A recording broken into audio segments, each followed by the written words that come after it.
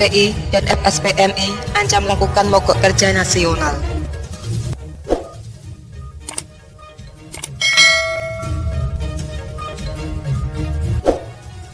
Elemen buruh dari Konfederasi Serikat Pekerja Indonesia atau KSPI dan Federasi Serikat Pekerja Metal Indonesia atau FSPMI tegas menolak surat edaran Menteri Ketenagakerjaan yang menyatakan nilai upah minimum 2021 sama dengan nilai upah minimum 2020. Presiden KSPI Said Iqbal mengatakan karena buruh Indonesia menolak surat edaran tersebut, maka pihaknya akan meminta gubernur untuk tidak mengikuti surat edaran Menaker tersebut. Argumentasinya, lanjut Said Iqbal, ini bukan kali pertama Indonesia mengalami resesi ekonomi yang dikaitkan dengan kenaikan upah minimum.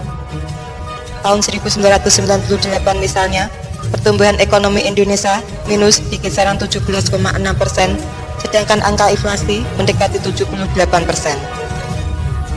Serikat buruh yang ada satu itu, bersama pemerintah dan organisasi pengusaha bersepakat untuk tidak menaikkan upah minimum di tengah resesi. Tetapi kemudian terjadi perlawanan yang keras dan masif dari buruh untuk menolak keputusan upah tidak naik tersebut, ujarnya.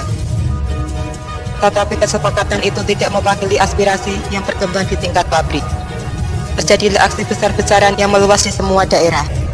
Presiden Habibie kemudian mengambil keputusan menaikkan upah minimum sebesar kurang lebih 16%, imbuh dia. Said Iqbal yang juga Presiden FSPMI ini menegaskan pertumbuhan ekonomi dan inflasi saat ini lebih rendah dibandingkan 1998, di mana pertumbuhan ekonomi tahun ini diperkirakan minus 8% dan inflasi 3%. Dengan dasar tersebut, KSPI mengusulkan kenaikan upah minimum 2021 adalah 8%. Namun demikian, jika dirasa berat, Dewan Pengupahan dan pemerintah daerah bisa berunding berapa kenaikan upah minimum yang dirasa tepat.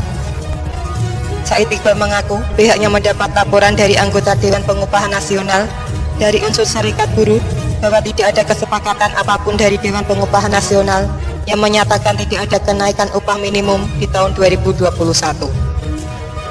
Dengan demikian, serikat buruh meminta agar para gubernur mengabaikan surat edaran tersebut. Apabila tidak ada kenaikan upah minimum, bisa dipastikan aksi-aksi buruh akan membesar dan semakin menguat. Apalagi hal ini terjadi di tengah penolakan Omnibus Law. Ditambahkannya, persoalan upah adalah persoalan di tingkat perusahaan atau pabrik.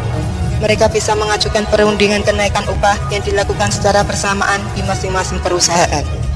Jika deadlock, maka sudah memenuhi persyaratan yang diatur Undang-Undang Nomor 13 Tahun 2003 tentang Ketenagakerjaan untuk melakukan mogok kerja. Dalam waktu dekat, yang akan dilakukan KSPI dan buruh Indonesia adalah melakukan aksi puluhan ribu buruh pada 2 November di depan Istana dan Mahkamah Konstitusi. Aksi juga akan dilakukan serentak di 24 provinsi dan melibatkan 200 kabupaten atau kota di seluruh Indonesia, meminta agar Omnibus Law Undang-Undang Cipta Kerja dibatalkan. Ditegaskan bahwa aksi-aksi yang akan dilakukan KSPI adalah aksi yang terukur, terarah, konstitusional, dan tidak anarkis. Aksi serupa juga akan dilakukan pada 9 November di DPR RI untuk mendesak dilakukan legislative review terhadap Undang-Undang Cipta Kerja. Selanjutnya, tanggal 10 November 2020, aksi akan dilakukan di kantor Kementerian Ketenagakerjaan meminta Menaker mencabut surat edaran yang sudah dibuat. Kami meminta Presiden Jokowi untuk menginstruksikan kepada Menaker agar mencabut surat edaran yang menyatakan tidak ada kenaikan upah minimum 2021. Tutupnya.